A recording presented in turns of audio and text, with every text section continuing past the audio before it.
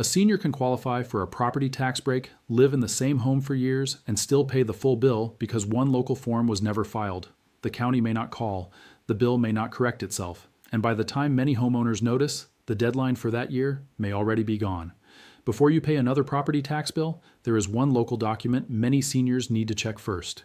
In your county, it may be called a senior property tax exemption, a homestead exemption, a senior freeze, an assessment freeze, a property tax relief application, a circuit breaker, or a deferral form. The name changes from place to place, but the mistake is usually the same. A senior owns the home, lives in the home, may qualify for relief, but still pays the full bill because the right document was never filed. Let me give you a simple example. Mary turns 65 and keeps paying her property tax bill the same way she always has. Years ago, she filed a regular homestead form, so she assumes everything is already handled. But her county also has a separate senior exemption and a separate freeze application. Nobody tells her. The bill keeps coming. She keeps paying. And only later does she find out she may have been missing relief simply because she never filed the senior form. That is the danger. Now, I want to be clear right away. Not every senior gets exactly 50% off. Some get less, some get more, some get a freeze instead of a direct discount, some get help through a credit or refund instead of a lower bill. But in many places, this one local document can sharply reduce the taxable value of the home, lower part of the bill, or stop the bill from climbing year after year. In this video, I'll show you what this document usually is, how a 50% cut can happen, why seniors miss it, which deadline can cost you the benefit, and what to ask before signing anything. The dangerous part is this: your county may not know you turned 65, your tax office may not know your income dropped, and your property tax bill may keep charging you the full amount until you ask, check, and file. So what is this one document? First, understand this clearly. This is not one federal form that every senior in America files.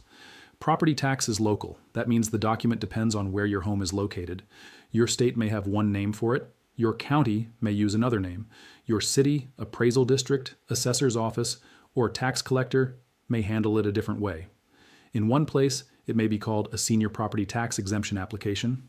In another place, it may be called a homestead exemption application. Somewhere else, it may be called a senior citizen tax relief form, a senior freeze application, an assessment freeze application, a property tax deferral form, or a circuit breaker credit application. That is why seniors miss it. They hear one name in a video, then they search their county website and do not see that exact name. So they assume the benefit does not exist. That can be an expensive mistake. The title says one document because for many seniors, the whole difference starts with one filed application. One form tells the county, I am a senior homeowner, I live in this home, check whether I qualify for property tax relief, but the exact name of that form depends on your local rules. Here is what you should search. Type your county name plus senior property tax exemption, or your county name plus homestead exemption age 65, or your state name plus property tax freeze seniors. You can also search Assessor Office Senior Property Tax Relief. Do not wait for the tax office to figure it out for you. The county tax office is not going to guess that you qualify. If the document is not filed, the bill may treat you like any other homeowner. And this is where people misunderstand the 50% number. A property tax cut does not always work like a store discount. A property tax cut can happen in more than one way. That is the part many seniors never get told clearly. The first way is an exemption. An exemption removes part of the home's value before the tax is calculated. For example, if your home is assessed at $200,000 and your local senior exemption removes $100,000 from taxable value, that part of the calculation may be cut in half. That does not always mean the final bill drops exactly 50%. Your final bill may include school taxes, county taxes, city taxes, special assessments, local charges, or other items that are treated differently. But even if the whole bill does not drop by 50%, reducing the taxable value can still mean serious savings. The second way is a freeze. A freeze may not give you a big drop today, but it can stop the assessed value from climbing every year. That matters when home values rise faster than a senior's income. A senior living on Social Security may not be able to handle a tax bill that keeps moving up while the monthly check barely changes. A freeze can protect the home from future increases. Over time, that can be just as important as a direct discount. The third way is a credit, rebate, or circuit breaker. Some states look at your age, income, and property tax burden, then give relief through a credit or refund instead of simply lowering the bill. In other words, the help may not appear on the front of the property tax bill. It may come through a state tax filing, a separate application, or a refund program. This is why the wording matters. Anyone telling every senior they are guaranteed a 50% property tax cut is not telling the full story. The real answer depends on your age, ownership, income, filing deadline, and local rules. So do not call your county and ask only, "Can I get 50% off?" That question is too narrow. Ask this instead: which senior property tax relief programs can reduce, freeze, credit, rebate, or delay my bill? That one question is stronger. It makes the office look at every possible relief path, not just one form. And if you are on a fixed income, you cannot afford to miss a benefit because the wrong question was asked. Now let's talk about who usually qualifies, because this is where many seniors talk themselves out of checking. The first rule is usually age. In many places, the senior benefit starts at 65. In some places, it may start at 62. There may also be separate rules for disability, veterans, disabled veterans, widows, widowers, or surviving spouses. The second rule is ownership. Most programs require you to own the home. That sounds simple, but it can get complicated if the home is in a trust, if a child was added to the deed, or if the ownership record has not been updated after a spouse passed away. The third rule is residence. Most senior property tax relief programs are for your primary home, not a vacation home, not a rental house, not a property you moved out of years ago. Then comes income. Some programs have income limits, some do not. This is where a lot of seniors make the wrong decision before they even read the form. They hear the words low income and immediately think, that is not for me. Do not assume you earn too much before reading the local form. Some senior exemptions are based mainly on age and residence. Others do have income limits, but those limits may be higher than people expect, especially for retirees with Social Security, pensions, retirement withdrawals, or a small amount of savings income. There may also be separate relief for disabled homeowners, veterans, disabled veterans, widows, widowers, or surviving spouses. But do not assume those benefits continue automatically forever. Some require a new form. Some require proof that the surviving spouse still lives in the home. Some require the county record to match the person claiming the benefit. This is why you check your county or state form directly. Your neighbor in another county may have a different rule, a different deadline, and a different exemption amount. The details matter more than the rumor, and even if you qualify, there is one quiet rule that can wipe out the benefit for the whole year: the deadline. Many seniors make the same timing mistake. They wait for the property tax bill to arrive in the mail, then they start asking questions. By that point, in many counties, the deadline to apply for senior property tax relief may already be gone. The bill is not the starting point. The filing calendar is the starting point. That is a big difference. The county may print your tax bill months after the application window opened. In some places, the senior exemption deadline may be early in the year. In other places, there may be a separate deadline for a freeze, a separate deadline for a rebate, and another deadline for a state credit. Some counties allow late filing. Some may give partial relief. Some may let you correct the record before the final bill is due, but others may simply tell you to apply next year. That means a senior can qualify perfectly and still pay too much because the form was filed after the deadline. You also need to know whether the form is one-time or annual.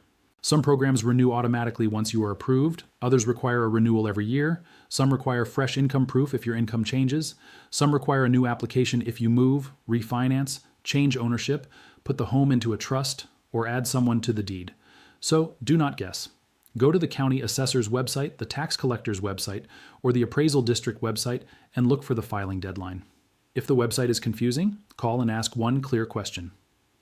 What is the deadline for senior property tax relief for this tax year? Write down the answer, the person's name, and the date of the call. Because if the deadline passes, I did not know may not get the bill reduced.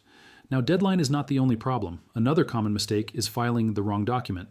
Most counties do not have just one property tax form. They may have a general homestead exemption, a senior homestead exemption, a senior freeze, a low-income senior exemption, a disabled person exemption, a veteran exemption, a surviving spouse exemption, a deferral application, and a circuit breaker credit.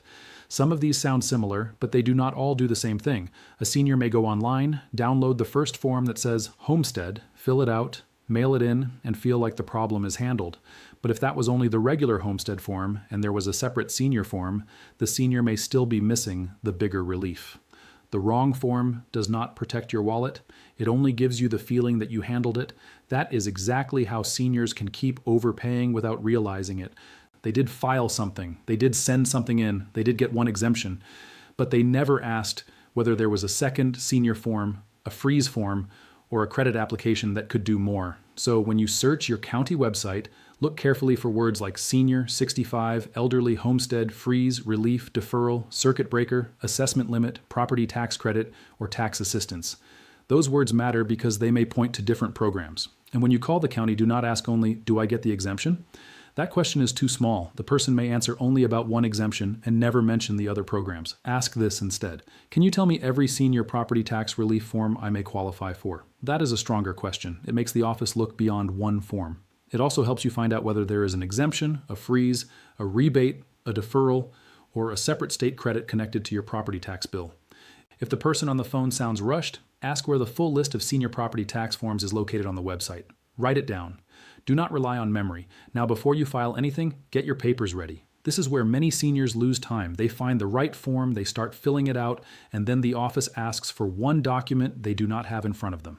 Start with a government ID and proof of age. Then keep a copy of your property tax bill because that usually shows the parcel number, the account number, the property address, and the tax office information. You may also need proof that you own the home. That could be a deed, a property record, or whatever your county accepts. Next, be ready to prove that this is your primary residence. A driver's license with a home address, a utility bill, voter registration, or another local document may help, depending on the county rules. If the program has an income limit, you may need your tax return, social security statement, pension statement, retirement income proof, or other income papers. Do not assume they will take your word for it. If the form asks for proof, give them clean copies. If you are applying as a surviving spouse, you may need a spouse's death certificate. If the home is in a trust, if a child is on the deed, or if ownership is complicated, you may need trust or deed paperwork. If you are applying under disability or veteran rules, have that paperwork ready too. Do not mail original documents unless the office specifically tells you to. Make copies. Some forms can be filed online, some must be mailed, some require notarization, some require an in-person visit. That is why waiting until the last week is dangerous. One missing page can push you past the deadline, and the county may not excuse it just because you were waiting for paperwork. When you call, say this clearly. "I am a senior homeowner. I live in this home. Which property tax exemption, freeze, credit, rebate, or deferral forms should I review?" At this point, you already know more than many homeowners who simply pay the bill without asking. Now, if this is already helping you look at your property tax bill differently, press the subscribe button because on this channel we look at the forms, deadlines, and senior benefits that many people only find out about after they already paid too much. And I want you to do one more thing. In the comments, write your state or just write property tax. These rules are different from county to county, and your comment may help another senior realize they need to check their own assessor's office before the deadline passes.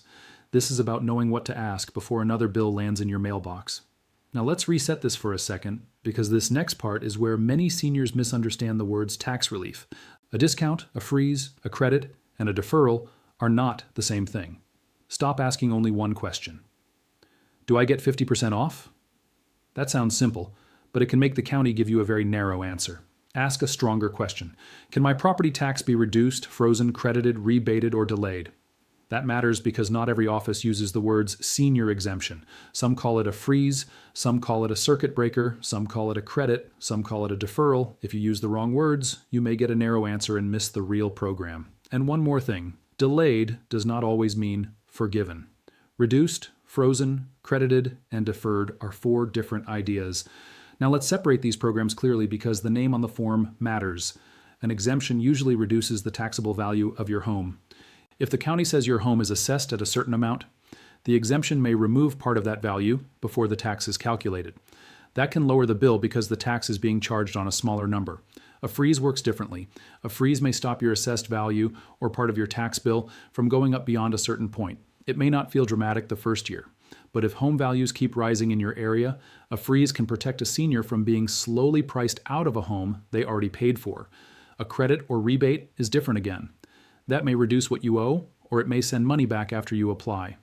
Some programs look at your income and compare it to your property tax burden. That is why some seniors do not see the help directly on the property tax bill.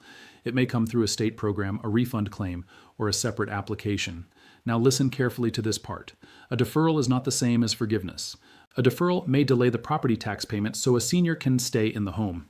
In some situations, that can be useful, but delayed tax may still have to be paid later.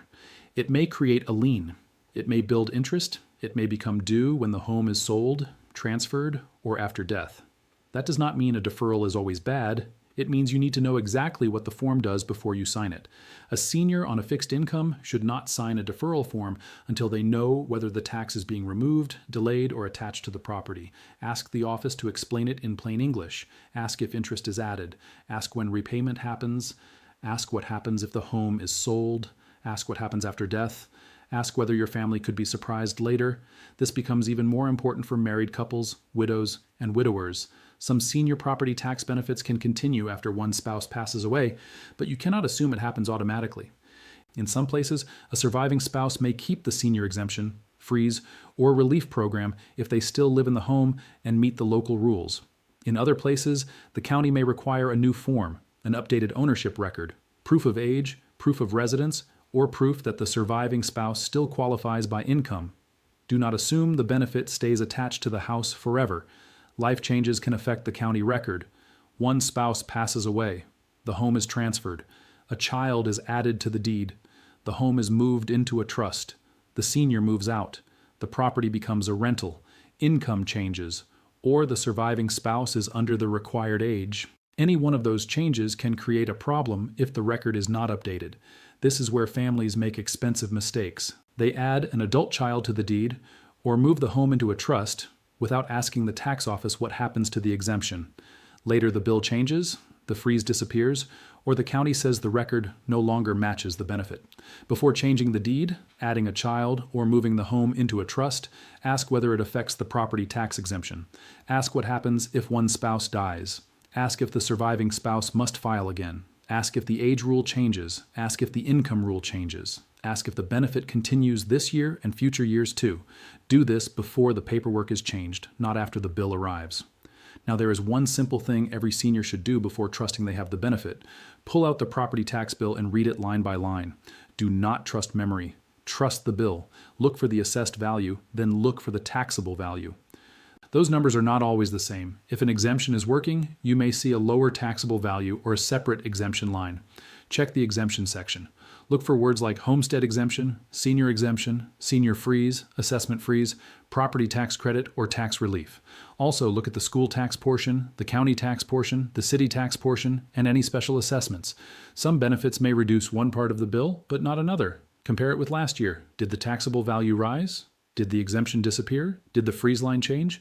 Did the bill increase even though you thought you were protected? Some seniors think they already have a senior exemption because they filed a homestead form years ago, but a regular homestead exemption and a senior exemption may not be the same thing. One may protect your primary residence, the other may require age, income, or a separate application. Ask yourself this: does my bill actually show a senior exemption, or am I only assuming it is there?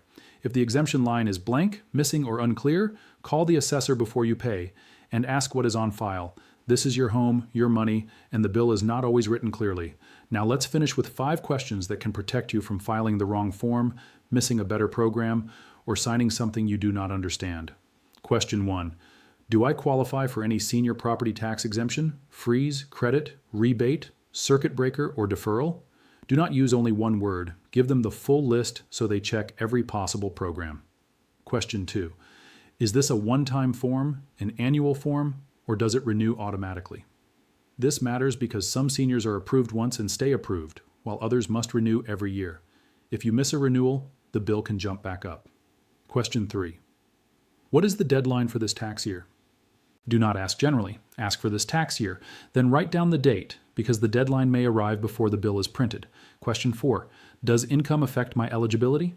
If it does, ask what income counts. Social Security, pension income, retirement withdrawals, interest, and taxable income may not be treated the same everywhere. Question 5. Will this reduce my bill, freeze my assessment, give me a credit, delay payment, or create a lien?